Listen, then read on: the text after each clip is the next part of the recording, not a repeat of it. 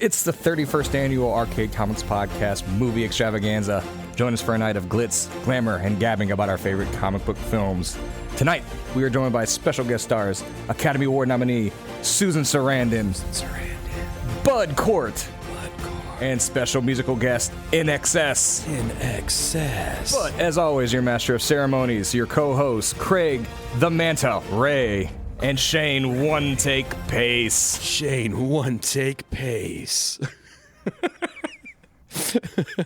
Welcome back, everybody, to the Arcade Comics movie extravaganza. We do this every year. Every year. It's our 31st, and it's always a big hit. And It's a big to do around here. Yeah, every year when Oscars come around, we decide to do it. We took off 2009 in memoriam for The Blind Side being nominated.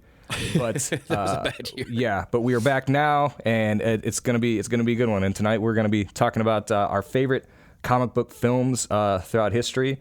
Absolutely. With a special tilt. Yeah. Yes.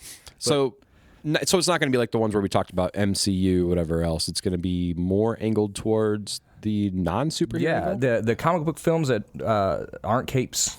So For sure. And some great films lined up. But First, you want to talk about what we've been reading? absolutely. Cool. I want to get a few things. I read Masters of Atlantis by Charles Portis, who is the author of True Grit, who Henry Hathaway made a film of in 1969, and the Coen brothers made a good film of in 2010. Yep. So just want to roll with that. But as far as comics goes, I was knocking out.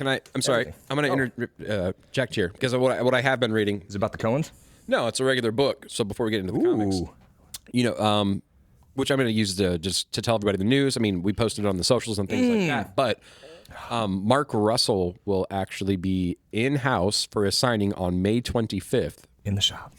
In the shop. It's been a long time coming. We've been trying to get it worked out. And finally, our dreams are coming true.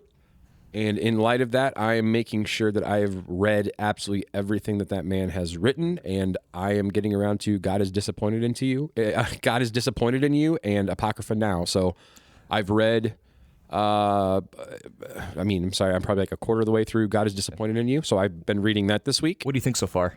It is...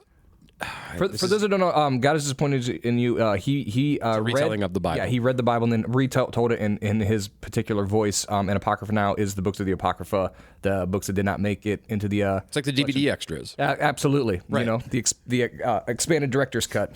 To be completely honest, I am absolutely delighted. And the other part that makes me even more so delighted is that my wife took notice. She's like, "What's that?" And she's probably going to read it. That would be great. Yeah. Honestly, up to this point, it's amazing. It's like, especially, I mean, I have a decent amount of familiarity being raised Catholic, and we have like religious classes and things like that growing up. So I know the Bible okay. I mean, but as far as entertainment goes, I prefer his version. And his particular insight that, that's why we read Mark Russell to begin with. Right. And by the title, it is not bashing religion. It is faith affirming, if anything. Absolutely. It's honestly just a retelling of what it is. And obviously, you look at it in comics, we're all about the absurdity, right? There's some comic book stories in the Bible. Yeah. Oh, there's plenty. Right? There's plenty of absurdity, and he really makes the pill of the Old Testament go down easier for all the smiting and all the mass murder. It's a dry read, but there's a lot of fun stories in there. For sure. Yeah, it's like reading a Golden Age comic. Yeah. But I wondered before we got to the comics. No, it's good because it's and that is what got him that and his postings online about his fan fiction of Count Chocula and Blueberry is what got him the first gig. For Prez in 2015 anyway. Which is, here's a plug, re-releasing. He's got some, I guess there's some additional content, like maybe just a preface or something like that, but Mark Russell's first published comic for DC, Prez, a reboot of the 1970s series that also that went 4 issues and was bonkers as hell. 6. 6? It went 6? It went 6. He wrote. Oh no, all I mean the 12. original one went 4. Oh, I'm sorry. And the new one went 6, and it was he had to learn the hard way.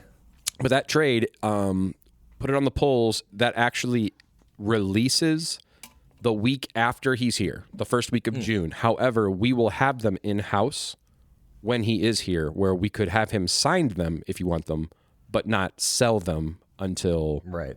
And this is hopefully this would ideally be the first of many creators in the shop doing signings. Yes, we're trying to get that moving. We want to make this a success and see how it goes. So tell your friends and bring your stuff to get signed by Mr. Russell. We've had the good fortune to meet him twice. Yeah, and he's an absolute gentleman. He's very giving with his time and very open to questions and musing. So yeah, blast.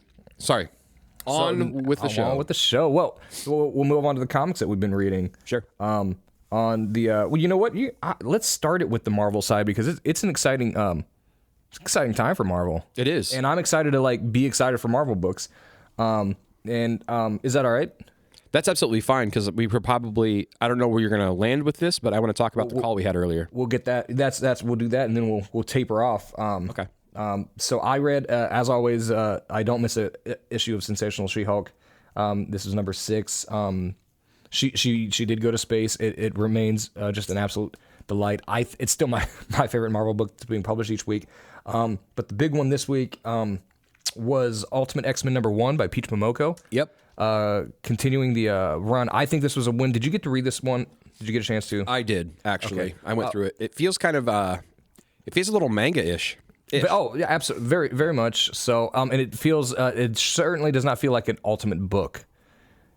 Or X-Men necessarily. Yeah, she's really doing her own thing. It was a lot darker. It was a lot spookier. It was like a what is it, Jigoku, the Japanese horror story. Very creepy. She can draw monsters very well, but not in a bad way. I'm interested to see where it goes. I loved it. I love the comic. I just I almost can't believe that Marvel let that be the ultimate book, following up the energy of Black Panther and Spider-Man. And I also want to know, moving forward, how do they justify it calling it X-Men? Yeah, as in so far as just X-person, right? Just the one, just X-person. Just the one. Yeah. Armor is so in the between 2004 and like 2011, Marvel created 500,000 new mutants, new X-Men, and they're all forgettable. With a few exceptions. I do. Armor is one of them that I really liked, and I'm not surprised that Peach chose her to be the star of this series. But like all the other books, they're 4 for 4 right now as far as their Ultimate books, and I'm so on board this whole thing going forward.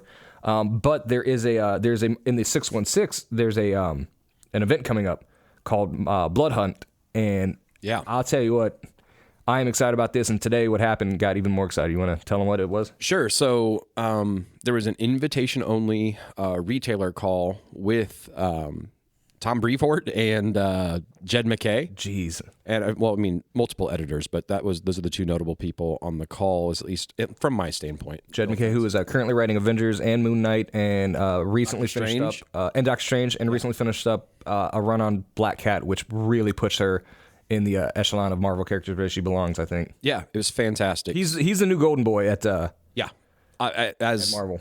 Yes, I mean, he hasn't really steered us wrong, I would say. Yeah. Moon Knight was a killer run, and now also Vengeance of the Moon Knight, he's continuing that on. So next week in shops, you will see the Blood Hunt Diaries. It's much like a previews type delivery where there's going to be the stacks of them. They are free, but contained within the Blood Hunt Diaries, it kind of gives you, and it's very important, honestly, if you try to follow this event. It's like Night Terrors in the sense that it's kind of condensed, like they're getting it in and out, like very 2.5, 3 months. 2.5, 3 months. But it is pretty much line wide. Yeah, and they're tying it. So well, and tell them what it's about.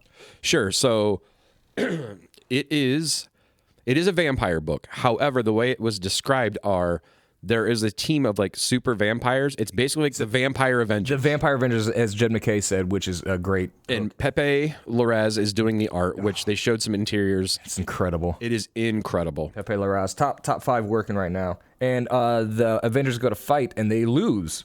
And become infected. The A-Team become infected, and now like the Earth's mightiest heroes are Blade and so on and so forth. Are vampires. Well, yeah, but then like Steve and a few other ragtag ones go to find. They go to find Blade, right? Because obviously Blade's the one that has the expertise. They probably should have went and found him first. And what we got to see is we got to see layouts, splash pages, and covers where Blade is leading the Avengers, and it is incredible. As a longtime fan of Blade, I don't know why I Blade say is that. awesome. There's no one who's not a longtime fan of Blade. There's no Sure. comic book fan who's like, oh, Blade, I don't really like him. The cool, awesome vampire hunter with the swords and the leather jacket. No, not for me. He's awesome. But one of the cool key things that came out of it was, I'm sure people have seen something about the Red Band trailer, but they actually showed us the difference.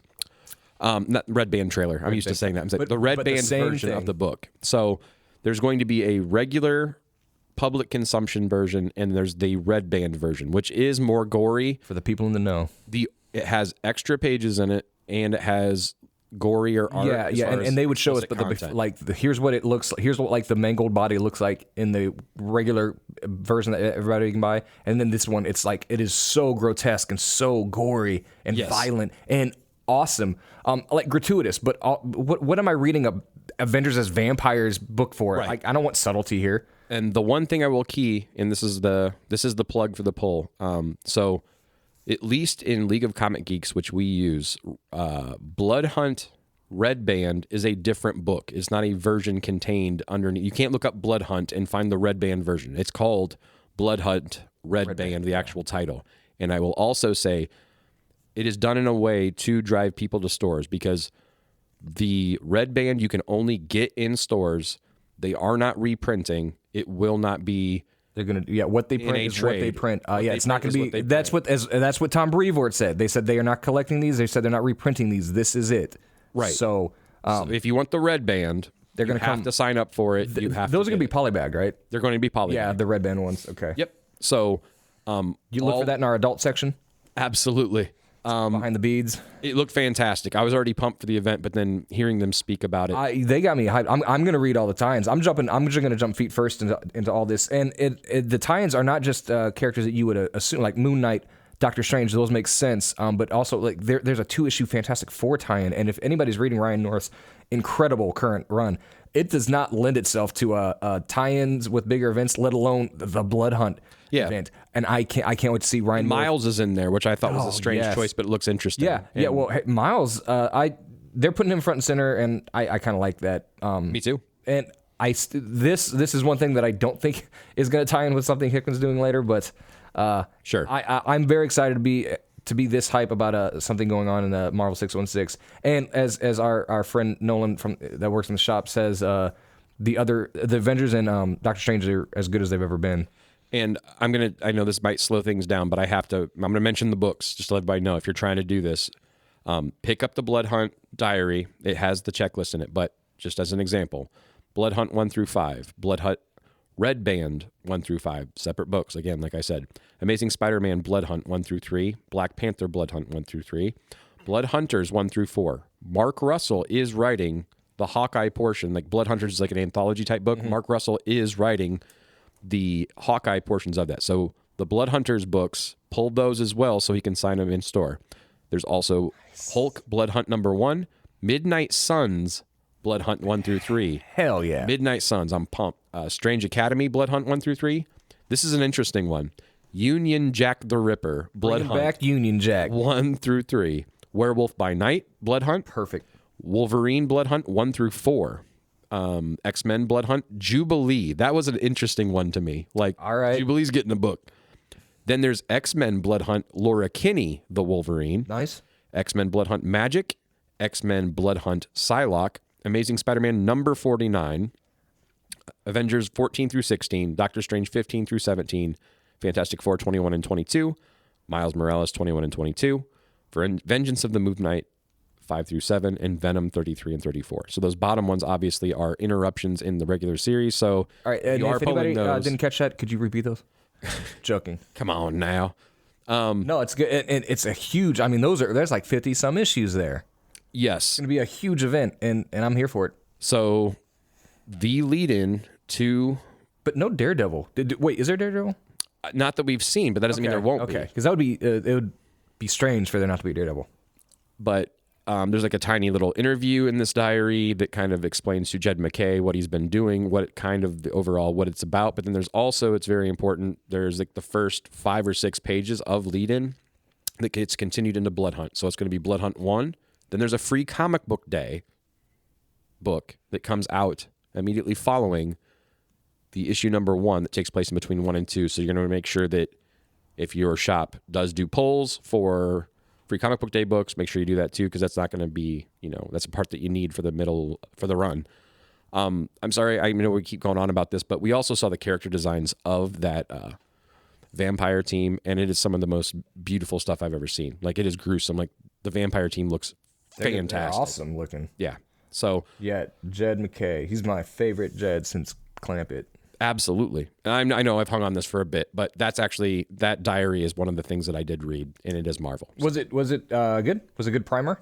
It's minimal. Like, it's kind of like not a lot there yet. A teaser. There's not a lot there. It is 100% just a teaser. Like, there's only a few. Like, Scarlet Witch is in it. Tigra's in it. The new Hunter's Moon, is in it. So all the characters that Jed's been playing with yes. for the past few years, which is great. So he knows of which he speaks. But no, Blood Hunt is going to be. It's the event. It's the event of the summer. There we go. I'm pretty jazzed for that, and it's going to end in. Then Deadpool 3 is going to be there. Marvel might be making moves. It's good to see. But Absolutely. On the DC side, we, as always, I'll save that one for last. The biggest surprise, the biggest delight of the week is the oversized, longer book from the Black Label from Dan Jurgens, The Batman First Night. Yeah. I thought this. I put this last because it was a long book, and also I've been saying I love Dan Jurgens. He created Booster Gold. He guided the whole Batman with Louise Simonson, the Death and Return of Superman rather. And but I think creators have a tendency as they get older to they're just like directors, just like anyone. Their best days are behind in their best creative days, and they tend to feel tired, and that's what I thought this was going to be. Especially seeing as out, like I do like the idea, but it's it's what it is. Art's by Mike Perkins. That's I wanted to make sure everybody. Yeah. The art is doing so much of it's so good. So the same guy that he was doing, for those of you, he did the art when Ram V was doing this most recent Swamp Thing run. That was Perkins that was on that. No wonder. So it's good stuff. But Batman First Night, I could not put it down. It was so fantastic. And it moves so quickly. It sets Batman in 1939, the year the character actually premiered, and so it's in a noir Gotham. And I know you've all seen that, but this is such a real. It's not as gritty as it sounds. There's so many, because it seems like Hollywood is a big deal on this. There's marquees in panels. There's old movie stars. Bruce Wayne himself is drawn to look like Gregory Peck. And it's awesome. It's just an absolute, and the story is so compelling. Like Gordon going up against the corrupt police in 1939, and then this young Batman. The way they do Bruce is as a billionaire playboy who is not using his resources, so it would seem, for good. He's just wasting his life. It comes across so well, and by the end of the issue, I was so into the mystery. I was so into the characters, and I can't wait. Batman the First Night #1 is an absolute triumph. It was the book of the week. Was going to be the book of the week, but unfortunately, there's another one that just did even more with even less. But moving on, I read Poison Ivy #20. Always reliably great. They're really leading into Jason Woodrue and the Floronic Man, and what they're doing is like Jason Woodrue, Poison Ivy, Alec Holland, and Abby. They all knew each other, and it's a little too cute for me now. I don't. It's like my problem with episode 2 where Jango Fett's the template for the right, clone army. clones, It's it's fine, but it's a little too neat. Right. So I'm talking about, but it's still a really compelling read. I'm not going to stop it. This series has been great. The art by Marcio Takara is great. Just having an ongoing Poison Ivy that's up to 20 and is still consistently entertaining is a Absolutely great thing. Speaking of consistently great, Shazam #9. I'm already sad that Mark Waid's leaving because this book is so much fun. And this one, he teams up with the Creeper, not on purpose. The Creeper kidnaps him to fight these bad guys. And when Shazam asks, "Why did you kidnap me? You could have just asked me. I'm a superhero." And he's like, "Well, what's the fun in that?" It's a very creeper. He's a very creepy guy. And then when he's fighting crime, and he's saving people, the people that he saves don't want to be anywhere near him. Ew, you're super weird. Because he's a creeper. It's great, and I love they never changed that Ditko design. and they wouldn't have to. So Shazam #9 is such a great book. I'm reading Kneel Before Zod #3. #1 is great. It ends at 5. I'm going to stick with it, but it's diminishing returns. But I like anything that expands the lore of Krypton. Sure. Superman Superman 78, Metal Curtain. This is great. It's one more issue. Robert Venditti doing the work here and on Wesley Dodds. And Metallo and Gene Hackman controlling Metallo. And this is Metallo as he would have been in 78. So like the Cold War was still going on. We had to beat the Russians. The Cold War lasted until 87 or 88, whenever Rocky IV came out and ended. Absolutely. Yes. Speaking of Batman, Batman #145. Chip's back on. We're back into regular play. Yep. Everybody's out of the penalty box. The Joker for year 1 is ended. And we're back to the Zuranoff stuff.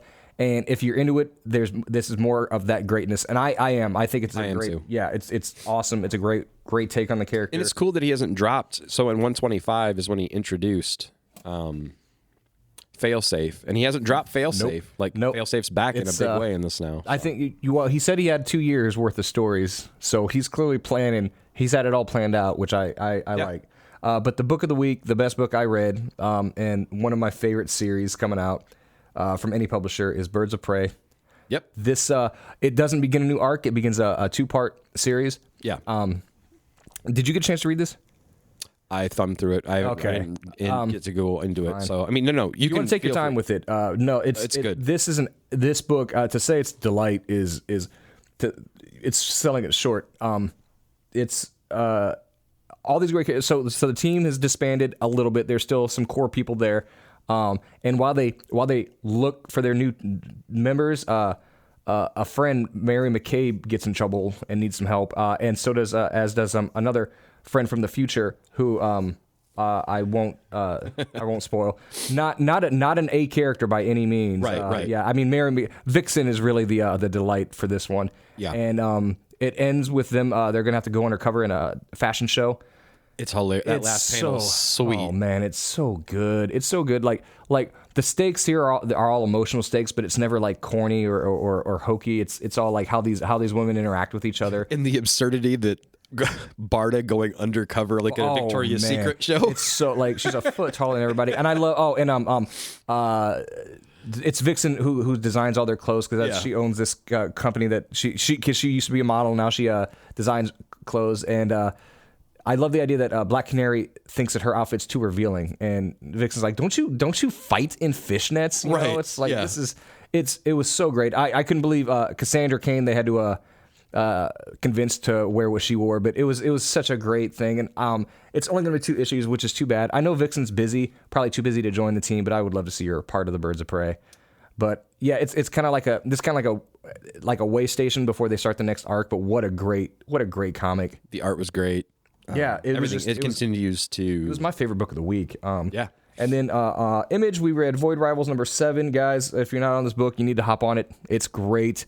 Their #1 just hit a 7th print. 7th print. Yep. I read Kaya 16. I love that series. But I want to tell you this: I read The Last Mermaid. It's great. It took just a few minutes. It's so breezy. But but like you said, you want to go back through it and just kind of like soak in the art. Yes, the art is great, and it tells the story so well, and it feels so dreamy. Well, and it's safe. I don't know for anybody else that has to take this into consideration, but I actually took that. I read that one with my 5-year-old. Because the art, there's nothing crazy, or at least not yet. There's nothing crazy or scary with it. It's a delight. Very like the art's amazing, and there's an axolotl. There's like there is very water-based axolotl, and when I saw it, it was a mermaid in the mech. Like that was so cool. And also even when they're in a desert, but it still feels like underwater. Something about the art has a great quality to it. So putting it in sand is nice because there's still waves essentially, right? So it looks like it just has a different color palette than you'd be used to as far as like if it were water, and it feels like a trench or something like that, right? Yeah, I'm so down to keep going with that. It looks like it's San Francisco or something. Yeah, like the Golden Gate Bridge was in the back. Bridge. Yeah, which was some sort of apocalyptic event. So the premise, long story short, is it opens up with like there's this water-based lizard, looks like an axolotl. And there's this mermaid in this mech, and like the oxygen level or the toxicity level in there, it's enclosed. It's basically a water orb inside of this mech, and they're trying to find a different source of water because she's about to bite it. So this issue is them just basically like trudging across this desert, more or less, trying to find the water. But visually, it is spectacular. It's worth your time looking through. And this gentleman's actually going to be at C2E2. I want to chat to him and see what's up. Is it Derek? Something him? Forget the name. He's friends with Gene Luen Yang, who gave the book a hearty thumbs up. Yeah, it's good. The last book I read, it's 3 out of 4. It's called Red Lights. It's good. It's not as profound as it thinks it is, but it's still pretty great. And it's super sexy. The art is sexy. It's got a great Blade Runner 2049 vibe to it. Yes. Yeah. In AI, when they go to the that city, that's what it feels like. Yep. I guess, I mean, this is kind of weird. I haven't done this before, but I can tell you what's on my lineup. Shoot. Of this week, what I'm going to read that caught my eye. That I what's haven't around a chance the corner? to. Well, this week, Night People came out. Joelle Jones did a cover on that. That looked interesting to me. So I don't really understand the premise even, but it looked interesting. I'm going to read that. And then for a Marvel book, I'm going to read Weapon X-Men. It's a multiverse Wolverine book. So are there going to be several? So if you spread out the multiverses, it's Weapon X from this one, Weapon X from this one, Weapon X from this one, and they're all variations of Wolverine. That sounds awesome. So it's like there's one where his left hand is missing, and there's like a zombie one and things like that. There's Earth 9997. He just looks like some fat schlub. It's awesome, and it's just like, and then on Jane Howlett of Earth 1281. So can they all be the best? They are at what they do. I don't think. I guess in those respective univerers they can. They sure can. But anyway, I'd like to know how out of shape Wolverine, how good he is at dispatching villains with his razor sharp claws. I mean, that's a great setup. Anyway, it sounds cool, and I'm going to read that one. So no, it's been. I mean, and next week is also Avengers Twilight #4. Boy, is it been long enough? Can we actually describe the end of 3? 3. Well, we talked about it last week, didn't we? No. I think we alluded to it. Okay, because it hadn't come out. Did it come out this past week? No, it came out this past week. Yeah. Hopefully everybody's on it, but he prayed. Well, I mean, No, you alluded because you said he brought the thunder. He did bring the thunder. Yeah. So if you're listening to these on a marathon, this is going to be a good one. Anyway, read that book, please. It's I don't know. He's really getting Mark Russell vibes on this one because it is. Again, celebrating the character while the character's having his own brand new thumping good adventure. Yeah. He's on the cover, so I'll spoil it. It's 3 and you guys should be reading it, but Thor shows up, the ageless god, and smokes that pissant Tony Stark. Didn't even have a chance. I don't know what that kid's name is. Probably like Braxton or something. It's James, I thought. James. Oh, that's fine. Yeah. It's a great book. So I mean, 2024 so far is just killing it. It's been amazing. Killing it with comics. Yeah. I mean, we could do this all day. You want to? I could do this segue. all day. Was that a Wolverine reference? Yeah. Well, the meat of it though is because the Oscars are this week. I'm pretty sure. I haven't watched the ceremony in 5 or 6 years. Sure. I did not know the infamous rock slap. I thought was a joke until I got better information.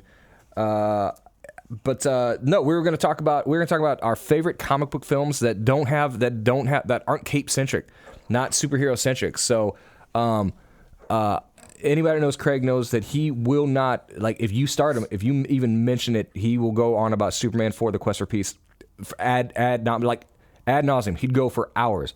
Hours and hours. He'll get any conversation that way. Like, rope it around there. It's like, I asked about bus fare, and he's describing why the Nuclear Man is the greatest addition to DC canon since Blue Beetle. It's ridiculous. But no, there's so many great comics, and there's gonna be a lot that, I mean, none of these are weird. None of these are okay. A few of mine are weird. I'm gonna do my thing, but most of them are they're great. And maybe people didn't realize they were in comics, right? That they started out that way. But these are ones where I could talk about the ones that didn't make my top 5. Sure. For a long time, and I think we have, and I'm gonna go with probably my favorite of these, and one of the best adapted comics ever, and that is 1994's The Mask. Yeah. This was directed by Charles Russell, who, if anybody's ever seen the 1988 remake of The Blob, no, this guy has some chops. The Blob, by the way, that movie is so perfect. The screenplay is so perfectly constructed, and I watched it again a couple years ago, and I was like, why is the script so good? It's written by Frank Darabont. Oh, okay. Shawshank Redemption. Yep. Like that was one Walking of the first Dead. things he did. Walking Dead, the first 6 episodes when it was watchable. And Charles Russell also made the good but not as good as it should be Arnold Schwarzenegger film Eraser. Yep. It could have been such a cool idea. You've been erased, and then like it was one of those where like the trailer. It's like when you see one of those Silver Age DC comics, and it's like no matter how good it is, it's not going to live up to this cover. Sure. That's what that was. But Charles Russell did The Mask, and if anybody's ever read John Arcute's The Mask, it is an insane comic. It is fun, but it's a lot darker than the film, which is darker than you remember. Yes. But this isn't movie. This movie, and the movie obviously lightens up. I mean, this was Jim Carrey on The Ascendant, and there are a lot of great special effects. That I think after that's when he started writing his own checks. Yeah. What he went. What was it? It was This was right before Dumb and Dumber, but it was right after. Yeah. It was Ace Ventura. This Dumb and Dumber, Batman Forever, Dumb and Dumber. Like to the moon. And he was so perfect. Like nobody else could have been Stanley Ipkiss. For sure. Except for him. The bad guy who I do believe was the security guard in the pawn shop in Pulp Fiction. You guys all know exactly what I'm talking about. Already gruesome. Again, Pulp Fiction was 94 or 93. I don't know. One of the dates as far as that goes. One of the two. It was the same year that Shawshank came out. So yeah.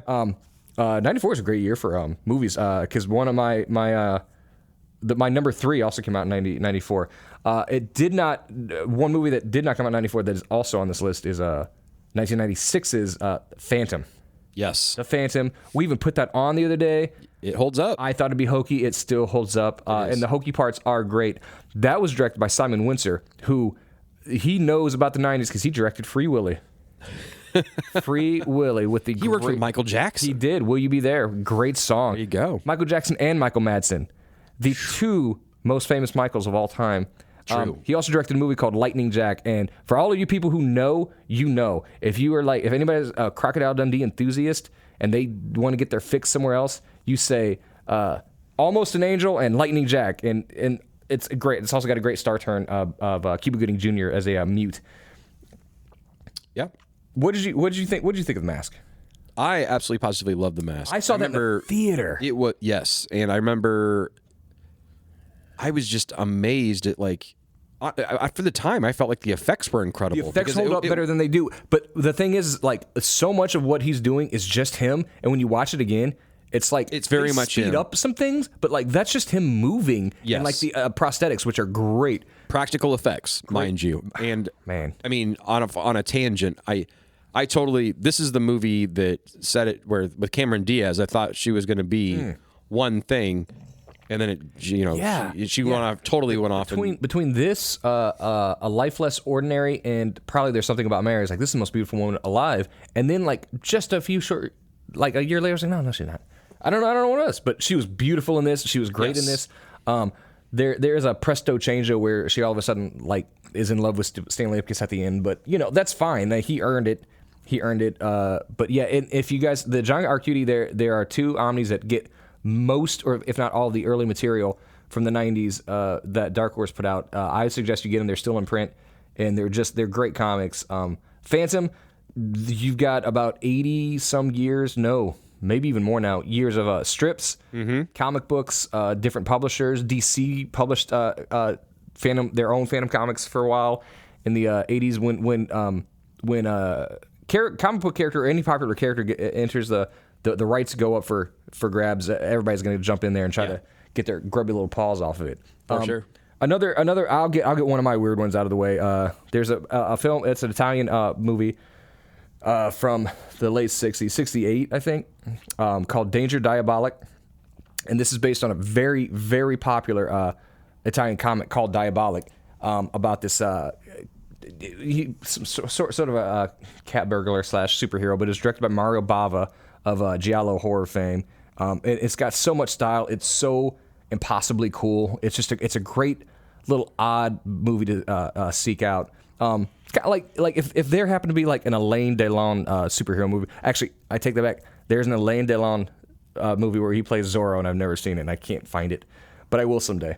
But do you go on? Sorry. No, you're fine. I was thinking, let's because now that I think about it a little bit, sitting here, I kind of want to let's go over the movies that we think translated well or made it better. But I also want to do some that were made where you're like, what did you use for your source material? Like, oh yeah, there's some that like, I mean, not to. I don't want to shit all over these movies, but there's some where there's like actually one of my top 5 is radically different from the source material, but I give it a pass because it was co-written by the creator. What movie? What are you thinking? Like specifically, like the one I was thinking that was like, oh God, what are you thinking? Was From Hell. Oh my God! Sorry, I mean that's like the most obvious. You know what? I mean, let's stick with. We can do that for a second because between that V and League, there's a lot to unpack there. Yes.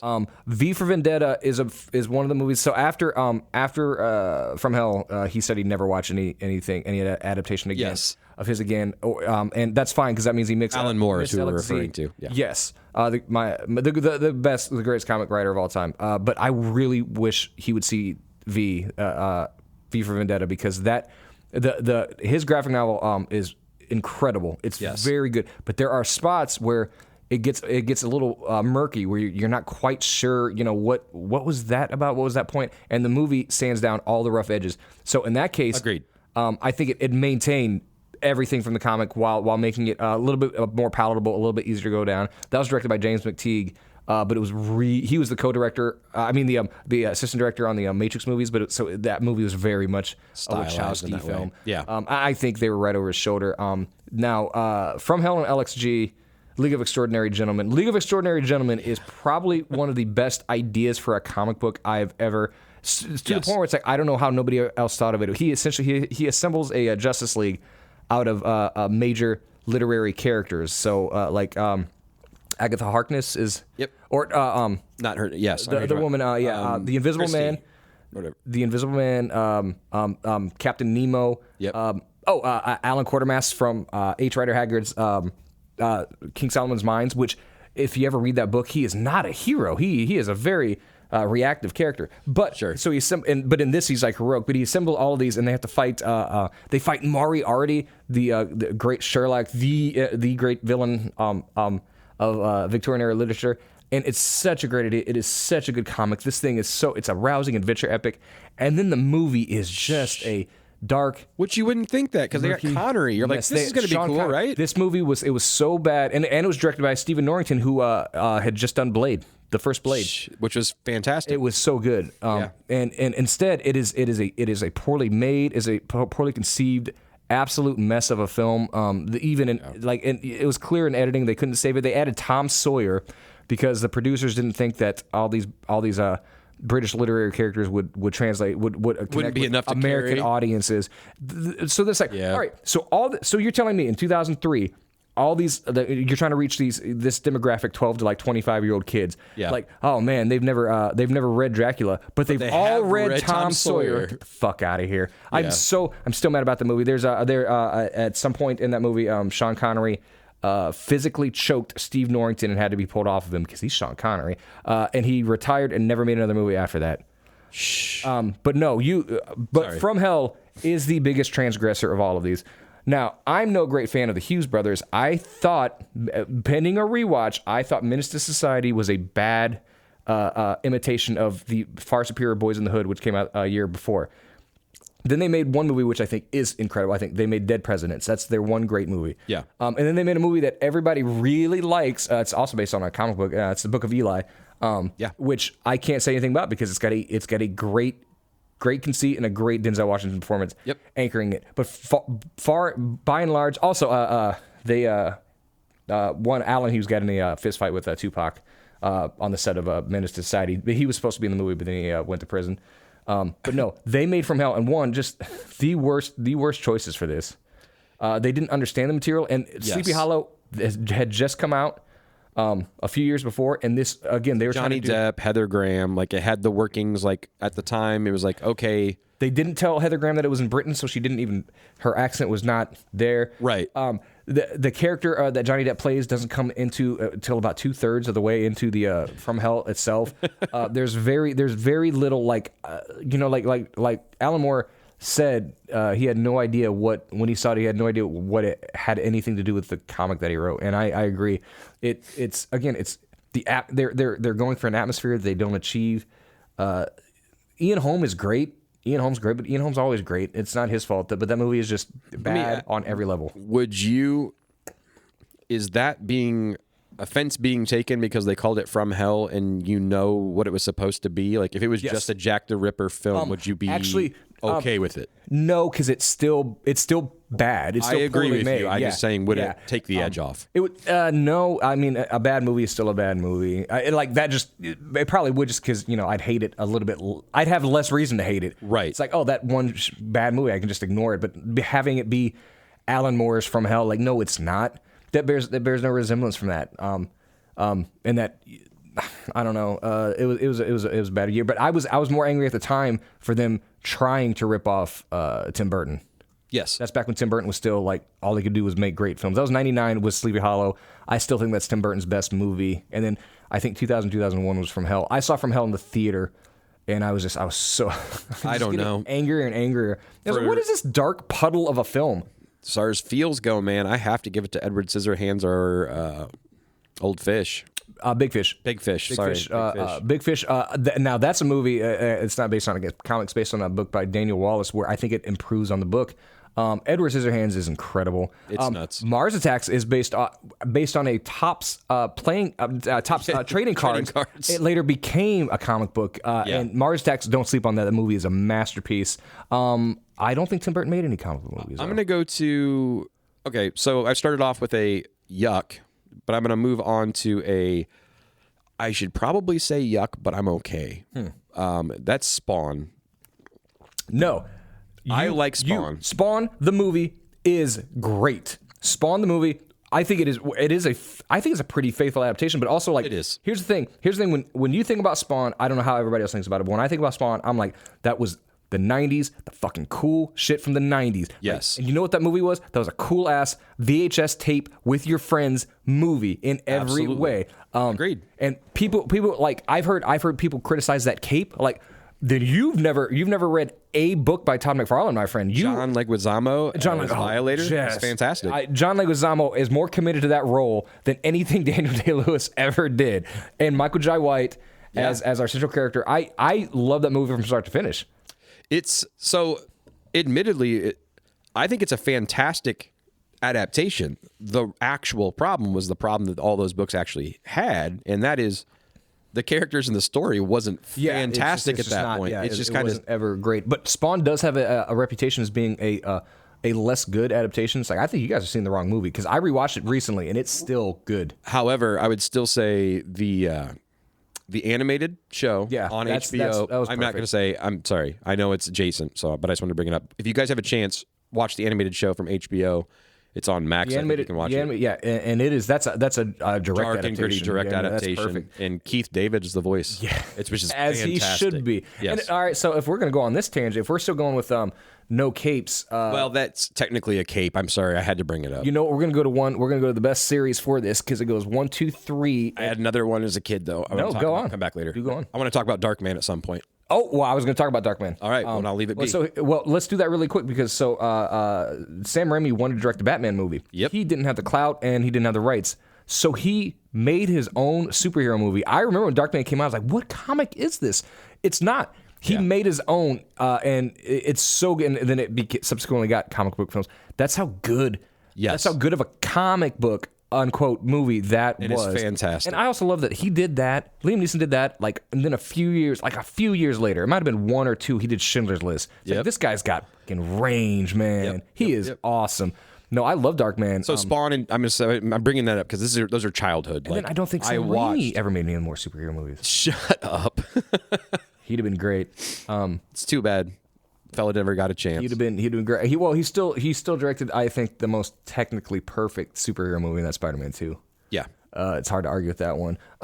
But sorry, I didn't mean to derail you. I had to bring. I know. I wanted to work count, Darkman in somewhere, but it's so good. I think he read it with his brother Ted, and they were just everybody was having so much fun. Yeah. But no, I was going to talk about, and we're right in that time between 90 and 94, where all the coolest people alive came of age. And that was TMNT 1, 2, and 3. Now, Absolutely. TMNT 1, as far as the source material, there's very few films that have ever translated better than that movie. If you read the very, very early, very, very first, 10 Eastman and Laird comics that they wrote, that movie is pretty much exactly that. Mm-hmm. That's a Sin City shot for shot, man. But for kids. I mean... But it is darker. It is much darker than you remember. It's much more violent than you remember. And it's more so than the cartoon, absolutely. To such an extent, though, that is why in Secret of the Ooze, they never actually they brandished their weapons, but they never actually used them. Yeah. Because mothers complained. That's why Michael fights at the beginning when they're robbing the mall, and he's like, next time he fights them with cold cuts, and he's like, next time I'll use mustard. They never actually fight with their weapons, and it's a shame. The first one though, the Shredder is badass, even though all he can conjure, the Foot Clan's cool, but it's like all these derelict white kids who are mad at their parents. You don't understand, Dad. Yeah, and they go don't worry, I got a place you can go where all the bad kids go. And then Sam Rockwell's there, and he's like, how do I know that you're a delinquent? Maybe you're just a kid. He's like, I smoke cigarettes. Whoa, regular. You know how to lift stereos off the back of a truck? Oh man, they did that really. I like when the Foot does it. And where'd you get those headphones? Oh, regular or menthol. And then they're skateboarding. They're hooligans. Absolutely. That was the worst. Crime in New York was insane. So white skateboarders. Am I mistaken in saying that at the time it was the most? It had the biggest box office for any independent film. It was the highest grossing independent film of all time. Yeah. Yes. Ebert, who I've usually followed down anywhere he went. He's been a huge influence on my life. He was incorrect about that movie. He did not like TMNT 1. He didn't like 2 either, but it was probably a better instinct. I love TMNT 2. It has Michael, what's his name from Reanimator and Tron, and also it has. I could do the entire Ninja Rap right now.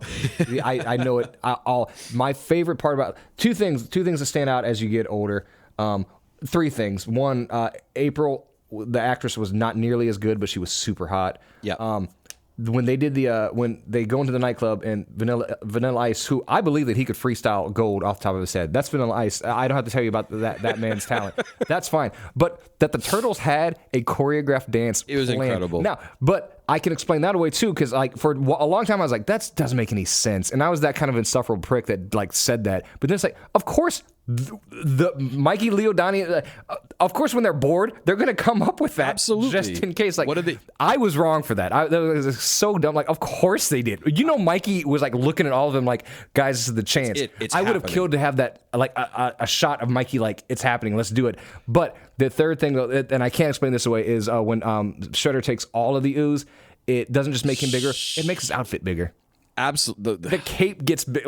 It didn't mutate the DNA. It's crazy, of man. Cape. How it? I remember that because I'll never forget it. It was one of the most exciting. I remember it like it was yesterday because I was so pumped. We lived in Springfield, Illinois at the time, and my dad took my brother and I. And first of all, it wasn't very common that it was just my dad that would take us to go. I mean, if we were going to a movie, Mom, everybody would show up, right? So only Dad and. I remember that was the most excited I had ever been up to that point to go to a movie. There was nowhere else in the world I would rather be. So there's no way I have a realistic view of how good that movie is. Right. No, I love TMNT too, but right. I know objectively it's probably not good, but it's sure. I will take all comers. Absolutely. I had the exact same feeling, exact same experience with Batman Returns. My excitement level was at a fever pitch. I couldn't sleep. It was, and it came out in 1992. We saw it at Glenbrook 3. It does not exist anymore, as do most old theaters. But is that the one that was behind the mall? Yes. Okay. And it was just my dad that took us. That's awesome. And I remember he took us during the day, and it was me, my brother, and my sister. Usually didn't want to be seen with you, right? So right. Absolutely. Yeah. He didn't want to be around me at all, and he took us to see Batman Returns, and I still think it's because he wanted to see it too. Absolutely. And that was his cover. Again, I'll never I've never been more worked out. I left a changed person in different ways. That movie was not what I expected at 9 years. I'm oh my, that was not the first movie. and then The Years is my favorite one. But if we can't talk about TMT 1 and 2 without talking about 3. Yeah. 3, which was very hard to actually. I didn't see it in theaters because it didn't come to many. It was a very small release window. It was Turtles in Time, right? Yes. An ostensibly great premise. Yes. They lost now Jim Henson, who did not want to do the designs for the first one, but he still did. He's Jim Henson. Jim Henson's suit is going to make magic. Those suits still hold up so well. Yeah. And they weren't there for 3. He did not do the third one, and boy, is it immediately apparent. Also, as a little kid, you glommed on to Casey Jones, and then losing Casey Jones, you're like, well, yes. I don't care. Yeah. It's probably better than it gets a credit for, but not much better. Yeah. I mean, I remember thinking Turtles in Time. I wasn't disappointed. I was just kind of like, yeah, I guess it makes sense to be going back to feudal Japan, but like how you just said you had a problem with it. I'm like, it doesn't. If people can't handle their shit in New York City in modern times, what the hell were they going to do in not feudal Japan? I don't know what the time period was. I forget. Oh, it was that era. Imagine going. And also, like if I saw it today, I'd be so mad if I went there and there was no Usagi. Right. Like what? Yeah. What are you doing here? But also, they different rights were held. The guys that did the cartoons, it was a different license than the guys that did the movies. That's why number 2, and I'm going to put it to bed because it bothered me for years. For years, I would ask, I would every night I would pray, but why was it Token Razor not Bebop and Rocksteady? It's because they did not have the rights to those characters, so they just created another Bebop and Rocksteady. Yeah, babies. Great though, and also in the current IDW great run. That's it's fun that they reincorporate and they reincorporate Bebop Rocksteady and Token Razor. So yep, that's awesome, man. You know what I would love if that there's a remember all the action figures that came out and like not all of them were even in like at a certain point they were just making up action figures just to like all right it's a this and a this combine them it's a figure now. I love it. They have the Dalmatian that plays basketball. That was our Pokemon back in the day. It was so great. Triceraton. Yep. Ace Duck. I loved Ace Duck. That's where all the Mutant Mayhem. I appreciate that because a lot of that it was great. Ray Fillet and Mondo Gecko. Mondo Gecko. Yeah. Yep. So that's why I'm glad everybody tuned in for this week's TMNT. We could do TMNT all day. Oh, it's great. Rich, but yeah, it is cool. Like how like 1, 2, and 3 they get like less faithful in their adaptations of the comics. Yeah. Maybe that's why Laird. But everybody had the fever, man. They had to make Turtle those movies. Fever. Do you remember when they did Turtles on Tour? Yeah. Oh man, but those suits were worse than anything. It was everything. It was promotional glasses at Pizza Hut. It was like. Do you remember all the endorsements when we were kids of all of these things? So many. So many. Like I said, Kevin Eastman bought a tank. He bought an actual tank. That's how much money they made. It's insane. And they put other people on. It was great. I'm gonna do. Do you have any more? Do you have any more less good ones? I like this idea. I mean, I think From Hell's the worst comic adaptation that there's. That's the only one I really, really wanted to like. Outside of Fantastic Four. That's the only one that I really wanted to like crap all over. I have a few that I really want to talk about at length where I'm like. There neither. There's different categories. There's like I liked the movie, but I don't necessarily think that it was faithful. Like if I'm talking about this is a good adaptation, but I don't necessarily care for the movie. 30 Days a Night was good.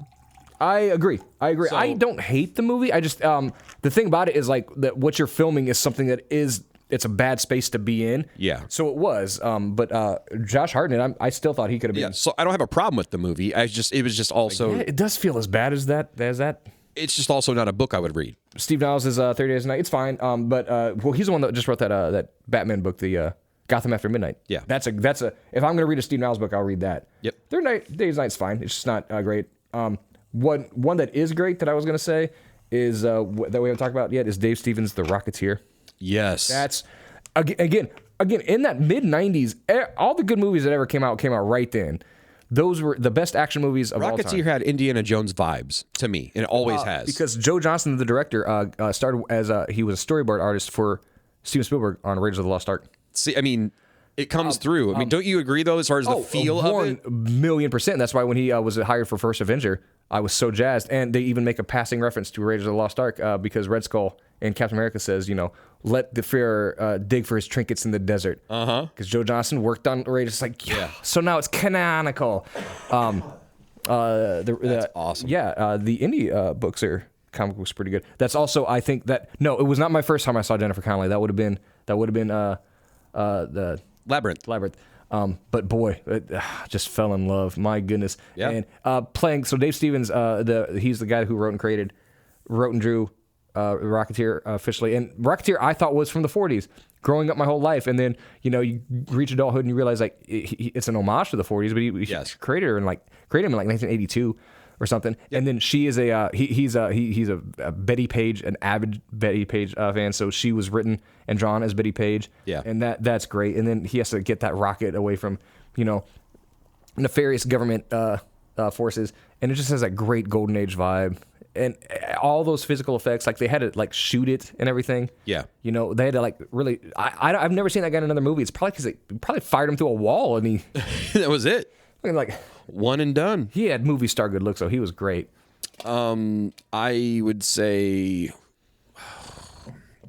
I don't know. Well, I'm going to add some structure to it too, because there are a few that I really, really love, and I think they do a great job. And I feel like, there are those movies where, I mean, I've got one in mind, but I'm not going to mention it yet. But like, there's the comic books which make you want to see the movie, and then you see the movie, and that makes you want to read the comic books. I agree. Right? Like there's that symbiosis that goes on, and there's a few of those that really, really, really do that well. We call it corporate synergy in the business world. Yeah. So, and I don't know how. I mean, I think we could probably, if you want to pick 3 and I could pick 3 for the rest of that, we could probably name those 3 movies and go back and forth and probably fill this out to not take it too much further along. Oh well, you know what? Unless you have something in that middle ground you want to discuss. I was just gonna do my 5. Oh, okay, that's fine. And we can do that. So now we're to the ones that like these are the 5 best non-cape superhero movies I've ever seen, and this is the one I was talking about that varies wildly from the source material. This is 2001's Ghost World. Yes, with Thora Birch, Scarlett Johansson. When I first fell in love with her, and Steve Buscemi, a character that really doesn't figure that much into the book. It was the first screenplay. Terry Zwigoff did this. Terry Zwigoff had done he'd done 2 documentaries, Louie Bluey and Crumb, about our Crumb, who is not a likable fellow. He does not come off well in that thing. And then he was friends. He was in that group. He knew all these guys, and then he wanted to make a movie about adapted Ghost World from his friend Daniel Clowes, and they wrote the script together. And as they were writing it, they just changed it radically. Like Daniel Clowes was like, it was clear that it was a different thing, so he wrote a different thing. And if you guys have ever read Ghost World, it is a great. I'll just call it a slice of life. That's the best I can do for you right now. Try to describe a Dan Clowes book to anybody. Right. Yeah. And then it's collected in its own book, or if you have the 8-ball, the 18 issues spread out through all of those too. But this is the first I saw this in a small theater. Right down the street from us, actually, independent theater, and I was just like, I was like 16 or 17, full into my movie nerd, up my own whatever, and this movie just spoke to me on all those levels. These 2 young girls, they find this lonely guy, and they want to get him married, and that makes it sound like a Hallmark movie. This movie is so weird. Yeah, it's so bizarre. It is weird. And if anybody, it's again, they're kind of weird loners too. So it's like they have no they're business, very strange. And then they work in old Crumb comics and everything. And then if you've ever seen those old Crumb comics, they are not for public consumption. You should not be bringing those to school. And then he gets in trouble for having them. It's very again, try to describe a Daniel Clowes book to anybody, but once you read it, you just feel better. You feel like you have a deeper insight into life, and that's what this did. And it's made so well. I will say this about Terry Zwigoff. So he ended up making another movie that was very good called Art School Confidential, but his biggest hit is a movie that I don't like. I'm just that guy that's just not good at parties, but I think Bad Santa is just not good. Yeah, I think it's cheap. I think it's like and I love Billy Bob Thornton, but I just think it's cheap. Also, it was supposed to be Bill Murray. He just didn't respond. I wish. I mean, it would have been a different film. It would have been a different film for sure, but probably not as crude. No, right? but that's the thing is like it'd have been more sardonic. The jokes would have been a bit more witty. I think Billy Bob Thornton. I think he could have done better. But sure, I'm glad he got a check. But I love Ghost World. Yeah, and I'm sure he got Dan Clowes. Household name. Yeah. For sure. Do you have any? I do. Go. I would love to hear. I'm not. I know you do. Oh, absolutely. One I have to mention is Actually, all of them, but my favorite is the Carl Urban. I think Dread's been fantastic. Oh my gosh, I didn't even think of Dread. Yeah. That I remember seeing that. So I didn't even see it in theater because I'm like, no, I've been burned before, not even doing it. And it was and I saw it at home, and I was just like, what? Oh, it was revelatory. It was like, did you watch Attack the Block ever? I love Attack the Block. So it felt. I'm sorry. So with Dread, it was very isolated. The whole film, for the most part, like there's a chase scene, yes, but for the rest of it, it is basically just like single skyscraper, like Die Hard style. It is. Yeah. Once they get in there and they close the roof and you see what they're doing, it's Assault on Precinct 13. It is the. I tell people it's the best John Carpenter movie that he never directed. It is Absolutely.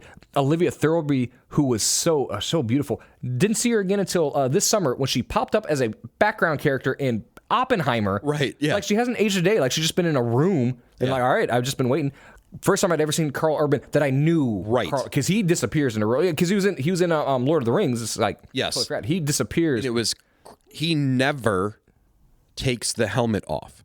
It is perfect Dread. And that was him. Like he still had to tell the producers, no, we're not. That was also written by Alex Garland, who would go on to make great. Oh, what was the? Didn't he do the Netflix show? Devs, but he did good one. He did Ex Machina. Yeah. Which is great, and then Annihilation with Jesse Thompson, and Yep. So he wrote this, and everyone I don't know who directed, but by all accounts, like he was the one that was actually directing him and Carl Urban, and that's where also Carl Urban's like super fandom comes through. There's a picture of Carl Urban and Viggo Mortensen in a New Zealand comic shop. Like with figures from the shooting of Lord of the Rings, just because they're both nerds and they had time, so like let's go find the comic shop. And and obviously Urban now famously is in The Boys, but he's so Dread as the lead where he could have. Yeah, I'm glad he's very. I never actually took the time to think about everything. Star Trek, Lord of the Rings, Dread. The Boys, like there's plenty others, but I mean, like Thor. Those are Ragnarok. Thor, absolutely. So there's all kinds of cred there for and that. He's a nerd. Like if he knows of what he reads all these things. He is awesome. Like he went after The Boys. Yep. So my introduction into Dread growing up wasn't through Dread or the 2000 AD stuff. My introduction to Dread was that Batman book I was telling you about. Oh yeah, I like that very much. There's like the belt thing, and then it gets flipped, and he ends up being Batman ends up in Judge Dredd's world, and obviously Judge Dredd is like his big thing is like by the book, like 100, like he is judge, jury, and executioner by the book, and obviously Batman is not by the book, right? So there's all the conflict there. Is that Batman's a vigilante? And Batman has a code, and it is not to do exactly what Dredd's book tells him to do. Right. Yeah. So that was interesting, and growing up in that art was terrifying, and it was wonderful. So that was my first introduction into it. And it is cool because and then they made some Sylvester Stallone Dread movies that were the kids could watch. That was not that great. I have that was my first thing, and he took it. I didn't know why people hated it so much because like I was 10 and loved it, and I didn't know like taking off his is because it was like anathema. For 10, you could love it. Yeah. Well, exactly. It's like the Twilight books. Like 14, great. 15, come on, you grow up. Yeah, they're bad. But no, Dread. That is a great pick. I didn't even think about that. So that kind of that's why there's two of us. That's why you know what this is what we do. But no, so there's actually we just planted a bunch of seeds for my number 4 with the Viggo Mortensen, and that is it's a History of Violence. Yeah. 2005, and this and why I say that History of Violence is based on a comic called A History of Violence, but it was written by John Wagner, co-creator of Judge Dredd. That is awesome. Co-creator of Judge Dredd. This movie came out in 2005. He was hot off of that Lord of the Rings, but he had not quite done. He was a year away from Hidalgo, directed by Rocketeer, First Avenger, Joe Johnston. Nice. Everything connects. Let's just like comics, everything connects. There's like 4 people that work in this stuff in the industry. I guess. Yeah, and they all want Viggo. Viggo's hot though. Coming off of Return of the King, Viggo's hot. Viggo, actually, if anybody's ever seen 1985's Witness by Peter Weir, Harrison Ford. I love that movie. I love that movie, but awesome. he plays one of the Amish guys. I'm gonna have to go back. I didn't even. Yes. And awesome. when you see him, because Viggo Mortensen has always looked 45. Yes, still does though. Like that's it. He's ageless, but like, and that's a great film, Peter Weir. But this movie came out in 2005, and this is from David Cronenberg, the mad Canadian himself. He's known, and the reason this was so big when it came out, it's about a guy who he's living a mild-mannered life. He works in a diner, small town, perfect family. Turns out he used to be a well-trained killer assassin, and they find some of his enemies find him. They come to his town, and when he sees him, he just clicks back into mode.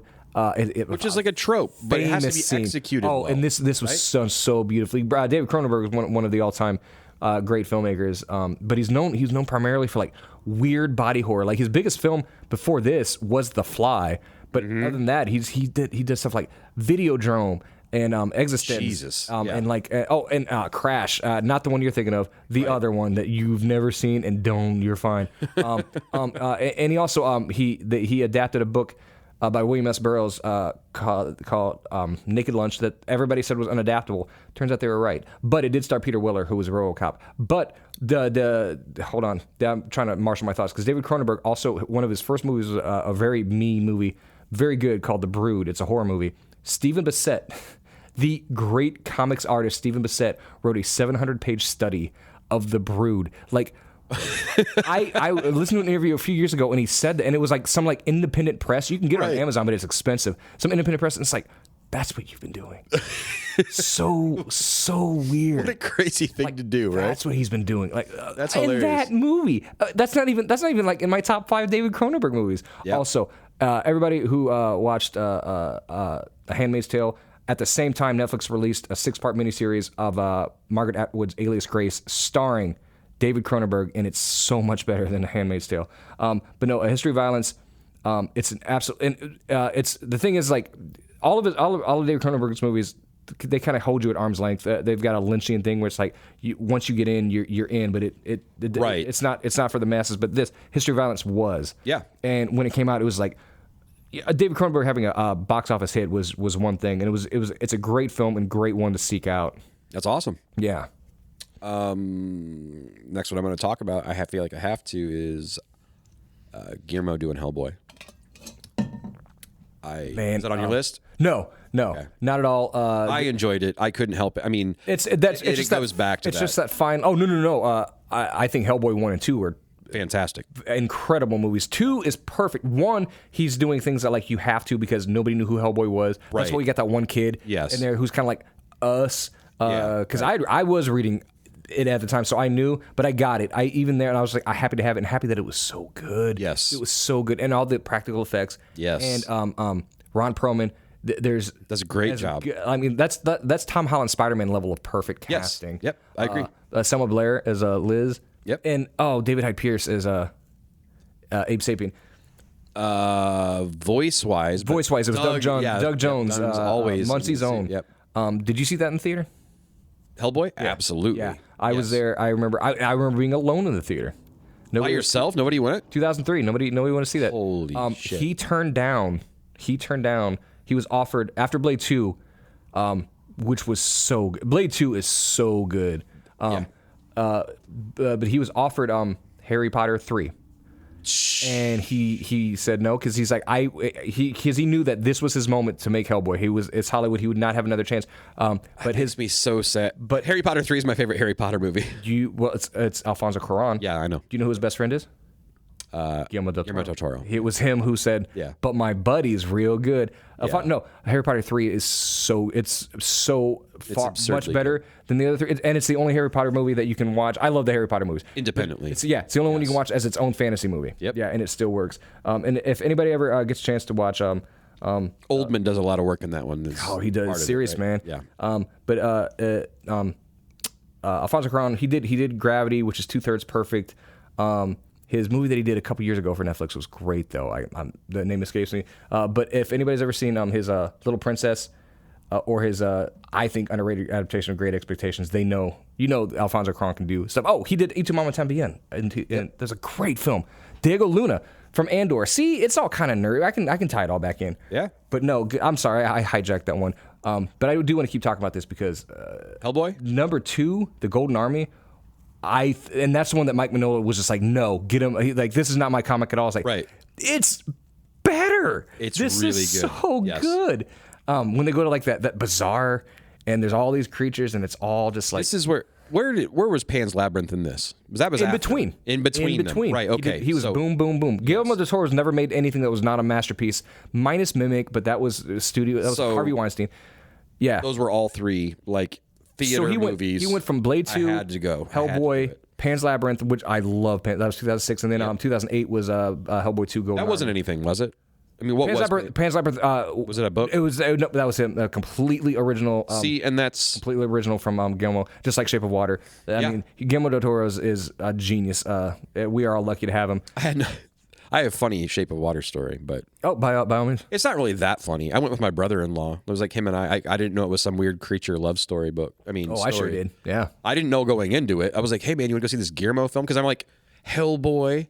It's Guillermo del Toro. Right. I don't have to sell you. I'm like Pan's Labyrinth. I'm like, it's going to be like weird, right? And then like casting, I'm like, well, hell yeah, sign me up. And then we go there, and we're just like, like I'm sitting next to my brother-in-law while they're like, hey, banging in the bathtub, whatever. I'm like, this is. I feel like I'm weird and like watching like tentacle porn. But then it becomes a moving love story. Right. It was wonderful. Absolutely. No. And I love that his story because his first film Kronos, he was just a Mexican kid. Yeah. And he just somehow knew Ron Perlman, and Ron Perlman starred in Kronos and got it made. Sure. And then they end up doing all these things together. To the point, like on the set of Kronos, Ron Perlman gave him the copy of a book called Nightmare Alley, and then.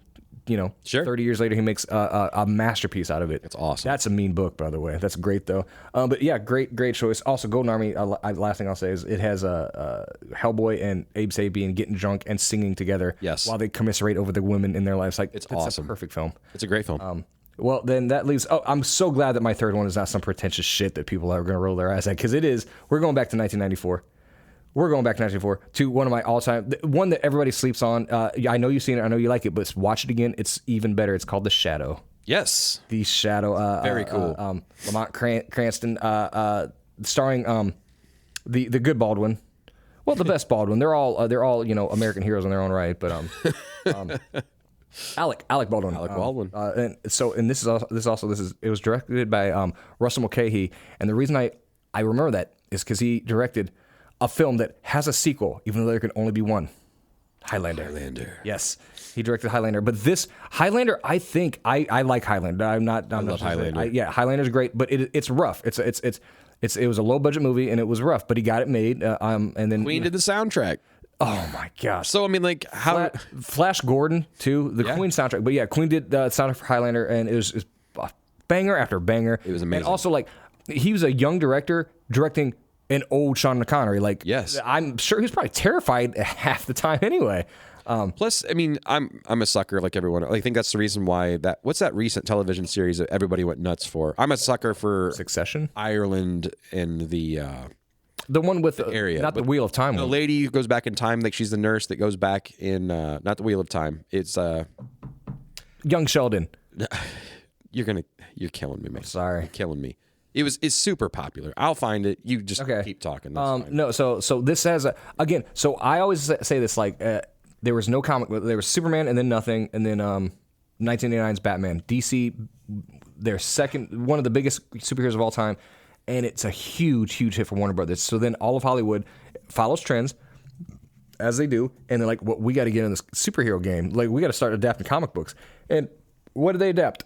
Not a new Superman, not Wonder Woman, not Spider-Man, not X-Men. They were like, we're gonna do the Phantom, we're gonna do the Mask, we're gonna do Rocketeer, we're gonna do the Shadow, like Tank Girl, right? All great films, but what on earth are you doing? Like that, you guys took the wrong lessons. Absolutely, it was so. But because of that, we're gonna be rich. Yeah, because of that though, we got some great films that could never be made today. None of these movies would be made today. Nobody would make a movie about a 1940s superhero who does not have an outfit, and that's what The Shadow was. Yep. A great. It's noir, then it becomes supernatural, as anybody who knows the comics knows, and it's an absolute triumph, and it feels great. I loved it. Also, that was another one growing up. I watched it over and over again. You know what? Tank Girl is a movie that I really, really like, but I will say that I don't know. I was gonna say it's a poor translation of the comic, but I can't even say that because anybody who's read the comic knows how just fucking bonkers that is. It truly is. It's so much fun. It's all over the place. It's kind of a mess, but kind of great, and that's a pretty good explanation of the film too. Petty at the time, Lori Petty was going crazy though too. She was riding high in that League of Their Own, and then it has Ice Cube as a kangaroo, and I mean that, guys. He's dressed as a kangaroo. You've not seen Tank Girl? It's an odd film, but it's very good. Outlander is the show I was talking about. Outlander. So that was the one where like the lady goes back in time, but sorry. I knew there was the Ronald Moore angle and stuff because he's, For All Mankind, Battlestar Galactica, all that stuff I was into. But anyway, Outlander was like, I guess I was tolerable to me because I had like Highlander vibes. It was like the same. Okay. I don't know. Like I liked Scotland in that period. It was just fun. She was doing her Eat, Pray, Love through time. There you go. I mean, as long as people like it. Yeah. Sorry. That's what I got. You got a follow up to that? I'm down to like get into like the really heavy hitters for me. I've only got 2 left, so I'm ready for your heavy hitters. Hopefully they don't go over. Well, I know my number one is my number one. I know what your number one is. Yeah, and that's why I didn't put it on mine, but I do think it's one of the best comic books and adaptations of all time. My number 2 is Scott Pilgrim. I did not even think of it. Yeah. I didn't even think of it. That is a perfect film. It is a perfect film. That is perfect. And it's not just that it's perfect, it's just like for a movie that's doing that much. Yes. In every frame, and it doesn't slip. It doesn't slip.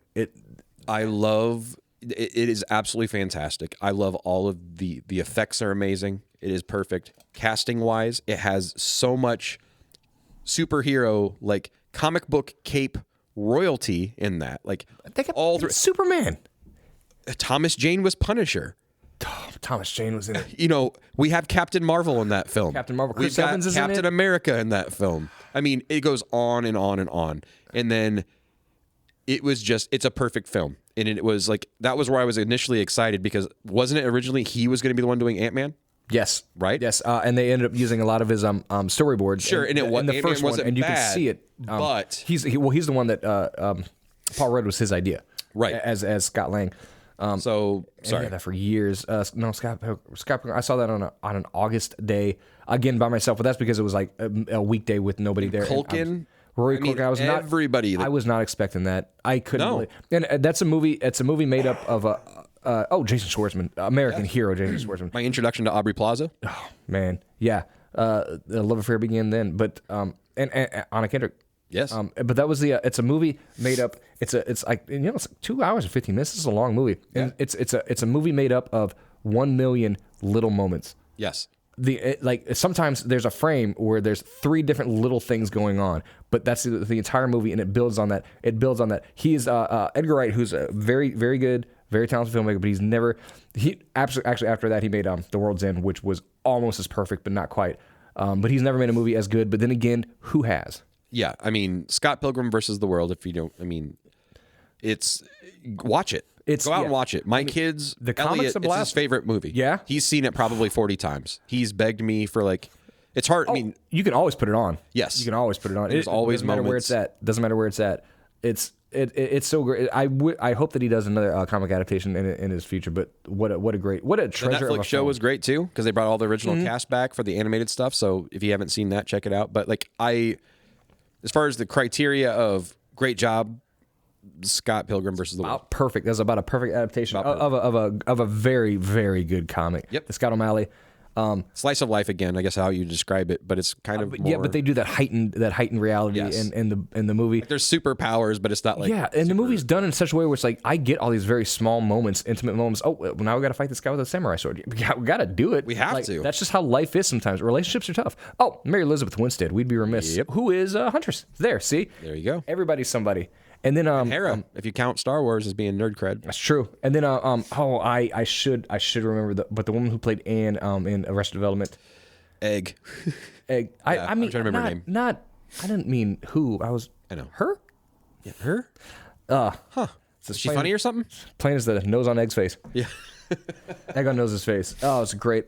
So now I do feel bad because my number 2 is Homework, man. It's not. My number 2 is a great film. It was from 2002.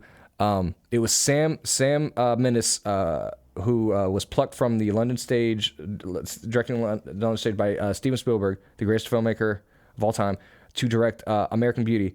And then as a follow-up, Spielberg called him, and he's like, he just read this Max Allan Collins comic called Road to Perdition. And he says, Fan-fucking-tastic. He said, Sam, I have your next movie. And this movie, it was shot, it was one of the last films shot by Conrad Hall, a legendary cinematographer. The shots in that were insane. It's a work of art. It is a work of art. I saw it in the theater with my dad, too. Really? Yes. Oh, man. I saw that in theater by myself. Are you seeing a trend here? Not a lot of people were like, hey, you want to go on a date to see Road to Perdition?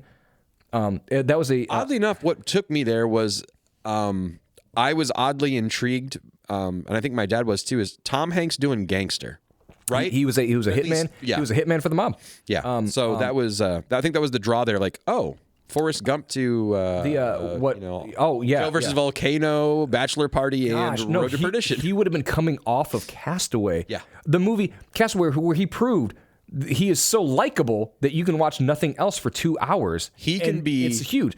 That's how good. You can talk to a volleyball and you're cool with it. He was and is a legend. But in the film though, in the comic, his whole family is murdered except for him and his son. His son, he's out doing gangster shit, and his son hides. So he comes back home, and now he's never been around. He's not a dad. He's a very distant figure. Now he has to be a father to this young boy who's also seen all this, but he wants to get out of this life. So he goes on one last hit. Blah blah blah. The mob boss that he works for, though, my favorite leading man of all time, Robert, Paul Newman. Sorry. What you're thinking about Redford, which is exactly because they're Sorry. And then he is kind of an adopted son of Paul Newman. Paul Newman has kind of raised him and loves him because Paul Newman's own son is one of these rapscallion ne'er-do-wells pieces of shit played by Daniel Craig in a role that if you watch this movie you will think, well, I know one person who will never ever be James Bond. Right. Yeah. And then 4 years later, he was a great Bond. That's because he's great. But this movie, it looks great. The score is amazing. Am I misremembering? But I felt like everything had it was like a greenish hue to it. I remember a brown hue, but always it was never ugly.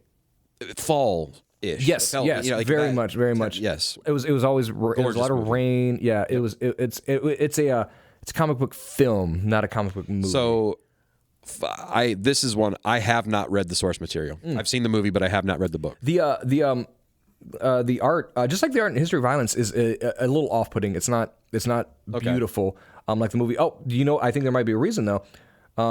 They were both published by a DC imprint that has since ceased to exist, called Paradox Press. That made printed both of those, at least in America, and it doesn't exist anymore. So there might have been something there, but they were making great.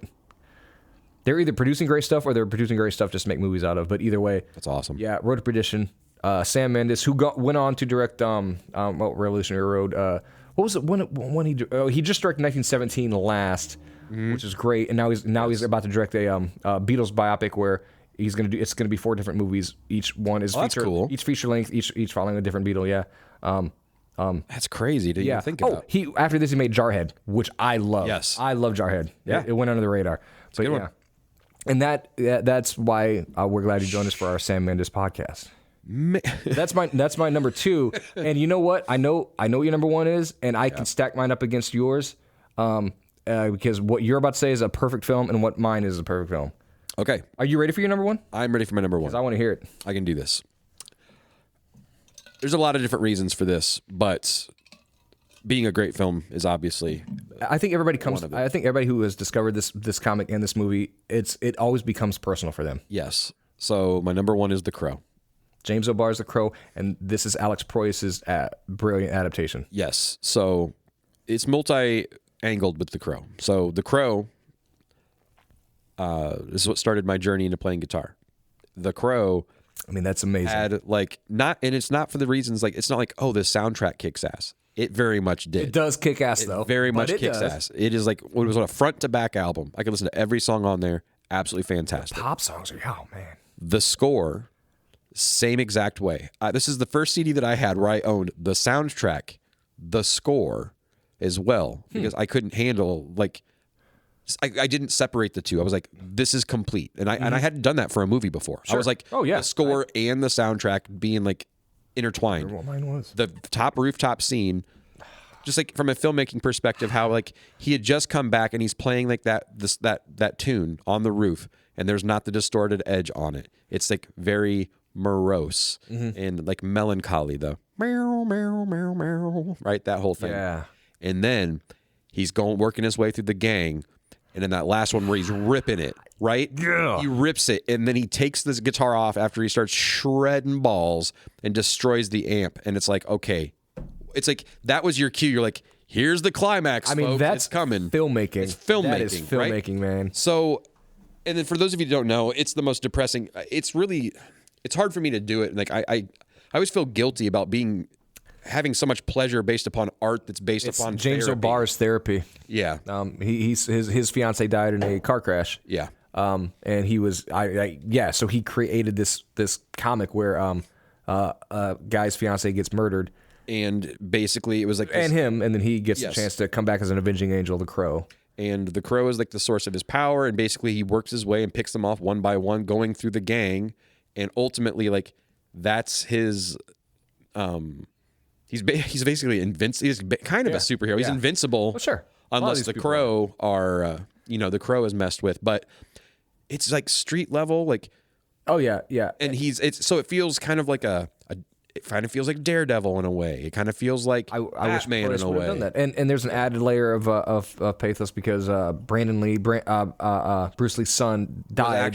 Died making the film. There were 3 days left to shoot, and it was a rubber bullet that fired. It was not a blank or anything like that, or it was not an actual live round. It was a rubber bullet that hit him in the head, and there's in the right such a way spot. that and he died. It added to the whole thing as far as like the Lee family being cursed, exactly, and then the tragedy of the Crow itself. And Alex Proyas, he right after this, he made a movie right after this called Dark City. Yes, which is you and I bonded over this one of the very first times we ever talked. No one else has seen it. Rufus Sewell's amazing. Rufus Sewell is amazing in that. He tunes. Yes, he tunes. And anybody who's seen this knows there's nothing like it. There's nothing like it. So The Crow is what that director Proyas is what led me down that path. This is one of those. That's why you became in the same way with comic books, where you find a writer or you find that talent and you follow it. You've done it with Spielberg and many other people, obviously, but I haven't done it so much with movies. But this I have. That's where I found Dark City wasn't accessible. It wasn't like very, very, very hard to see. I think Connolly was the other part of it that my childhood was Labyrinth, Connolly, Rocketeer, Connolly, Dark City, Connolly. There's way worse ways to be. A Beautiful Mind, Connolly. Right. This guy was The Crow. I know supposed to be back. That is a great. It's a black and white comic, written and drawn by James O'Barr. Beautiful images. Caliber Comics. Yep. Beautiful stuff. Very. I mean, I'm not really talking. This isn't like. I don't need to convince anybody. Nobody's gonna listen to this and be like, "Oh, the Crow sounded interesting." I never wanted to see it, but now I do. Well, no, but I mean, like you guys should see The Crow or read it. If you've not, no worries, but do it now. You know, and listen to the soundtrack and listen to the score. The Smashing Pumpkins were on there, weren't they? No, it was. I thought they were. Stone Temple Pilots. Stone Temple Pilots were. Big Empty, Rage Against the Machine were on there. The Cure, Nine Inch Nails. That's Dead Souls, which is a cover of a. The original Dead Souls is not as attractive to me. Dead Souls was like the big thing that came off. Like everybody's like, "Oh, Nine Inch Nails, Dead Souls," but they didn't write that. It was they became New Order. New Order is Joy Division. Joy Division. It's a Joy Division song. Dead Souls is a Joy Division song. Awesome. There we go. Sorry. Awesome. So, and that's what I'm saying. Like this movie, and that is a perfect example. It spidered out into everything that I love because, like. There's Dead Souls. There's Nine Inch Nails. Dead Souls. All those you get bands that were like, and I'm looking through like that was back when I'd go through every single album sleeve and I look at it and I'm like writing credits. I'm like, that's not anybody in Nine Inch Nails. So then I go and I figure out who wrote this and then I go find that just song. like my movie. Yeah. But it's different then. It was different then. I didn't have the internet. I didn't just. Oh no, we had to do the work. It was real research. I remember. Oh man, I had sheets of. I had to buy that Joy Division album to hear that song. It's like the radio was going to play it soon. The radio wasn't. It's like. Anyway, Hot 107.9 wasn't doing Joy Division. So The Crow, forever. I mean, it's going to take a lot. I mean, I've got honorable mentions. I think Watchmen's is about as good as you can get. I think I call that a cape movie, though. Yeah, it is a cape. I mean, I agree. But I think that is a great adaptation. We didn't talk about Sin City, which is a absolutely very, same thing. very good adaptation. Number 2 is a good adaptation, but it's not as good. But while we're on Robert Rodriguez, Battle Angel Alito is very good adaptation and a very good film. Yep, I agree. Could have been better. For years, he was developing a Madman movie, which I really would have killed to see. That would have been sweet. I just don't know what it would be. I think that's the beauty. You could be anything. It could be another Tango where it's just like, all right, we're just going with this. I really want to read History of Violence. Yeah, it's very good. Yeah. I think the movie's better. That's okay. But it is great. So then my number 1 is what we probably should have ended on the crow. I'm sorry. No, my number 1 is I think it is a perfect film. I watched it. There's movies that like they're not just great, but it's like in the editing, there's not one shot that goes 1 second too long or too short. Not one extra that wasn't doing exactly what he should have been. Nothing. Everything about this movie is like every shot is exactly right. And as it progresses, you're just like, I'm in the hands of a master. And we are. This guy that only directed 5 films. He directed Heaven Can Wait, Reds, Bulworth, which is so underrated, and then about 10 years ago he made a movie where he played Howard Hughes called Rules Don't Apply, and then in 1990 he directed Dick Tracy. Warren Beatty. He wrote and directed Dick Tracy. There you go. And like one of the biggest movie stars in the world using his clout to make Dick Tracy. Like this was a labor of love, where he played the titular character and full on exactly as it was in the comics. Amazing. Got bright yellow Madonna coat, fedora. Good Lord. Madonna. Yeah. No, and that's the thing is like this is a movie that again it couldn't be made now. But the confluence of like stars because it was Warren Beatty, he knew everybody, he was friends with everybody. So like, a draw. I want Al Pacino, I want Paul Sorvino, I want these people, I want Dustin Hoffman to play Mumbles for like one scene, right? And he got them all, and so you got all these like cartoonish gangsters hamming it up, and Warren Beatty plays it razor straight. He plays it super straight. Amazing. So all these cartoon characters around him, and while you're watching it, there's an actual crime to be solved. There's an actual mystery, and Dick Tracy follows it up. I had the watch that he spoke on. Mine, you couldn't actually. It was just plastic. It did not communicate with anyone else. Didn't have a cell service. No, I remember being at it was Rogers or Kelch's, one of the two, and a local place here, guys. And my grandma bought it for me. It's like, and that was 1990. We were superhero fever. People saw Batman. They're like, well, let's do that 1930s Chicago detective. And it was so good. And if you watch it now, look at the set design, look at the background, look at the costumes. There's everything about this movie is perfect. I think it was actually shot by Vittorio Storaro. I could be wrong about that, but he's the guy that made The Godfather. Shot the Godfather movies and Apocalypse Now. It's a perfect film, and I love a guy like someone so serious as Warren Beatty. He pours over everything. He's notoriously a stickler, but he wanted, like, at the height of his powers, he made Dick Tracy. You never lose that 10. Thrilled to death that you said this. I truly am. This is the one where this is my light bulb. You said it. I'm like, oh fuck, Dick Tracy. Of course. I felt the same way as a kid. I loved the use of color, as far as it being like one, like the yellow coat being like super bright, and like so bright. And the gangsters they didn't try to be like, all right, let's make them look a bit more realistic. They were like, no, we're gonna leaned into it hard. The balls it took to make that movie, and it was so great. Ebert was right on this. He gave it 4 stars. But that movie was incredible. I don't think it was a box office smash, but it wasn't. It didn't lose money either. I mean, no, it was fine. It's a perfect segue though into Dick Tracy's coming back out. Yes. Rcade got absolutely. It, right? Dan Panosian's doing a cover. Is he writing it too? No, Alex Segura and Michael Morecci of but Barbaric fame. Very nice. So that's a November book. I mean, we're a ways, but I've already pulled that one though. Yeah, having him come back. Pumped. Everything old is new. But if it's anything like anything that Dynamite does with all of these old characters, or like DC's doing right now with Wesley Dodds and Jay Garrick, there's ways to tell these stories and make it like there's a reason these characters, or Batman and Superman and Wonder Woman. There's a reason these characters have endured. Yes. As I say, how many other things from pop culture in 1944 are still around? Right. You tell me. Absolutely. But these people are. But that's about it for me. Yeah. Dick Tracy and The Crow, man. Those aren't too shabby. Towel off and get some oxygen. Yeah, Dick Tracy and The Crow, 2 perfect films in the 90s. Yeah. As a great majority of these were. Yeah. And taking risks. That's the thing. Actually, I think it kind of the mid 2000s it ended just like any kind of risky ventures in film. Studios became more and more consolidated. They became more risk averse, and then now we get homogenized things like whatever 6, whatever Disney puts out. We get Rise of Skywalker instead of Lucas taking risks. Fast 14. It's safe. Yeah, it's safe. We'll stay in our lanes. That's why I'm hoping.